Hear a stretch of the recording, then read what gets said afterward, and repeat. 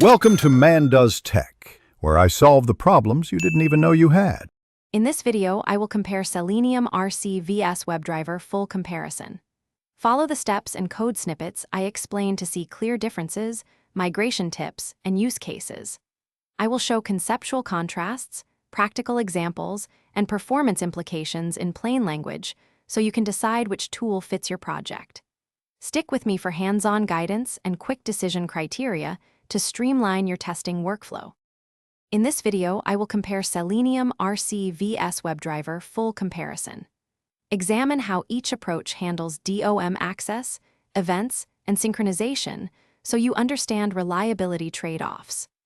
I will outline protocol behavior, language bindings, and real test scenarios that reveal where flakiness appears and how WebDriver often reduces it. This section gives practical insights to help you structure tests that are maintainable and resilient in continuous integration environments.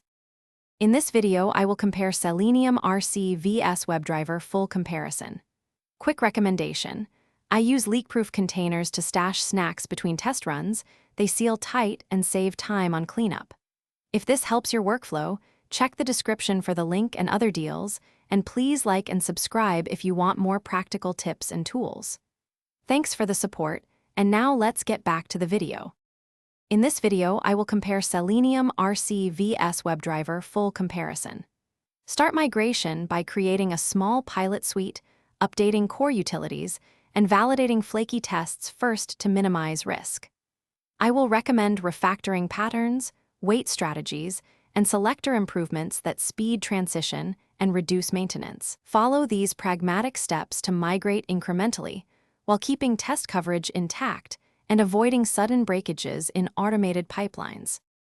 Thanks for watching. If you found this helpful, don't forget to like and subscribe.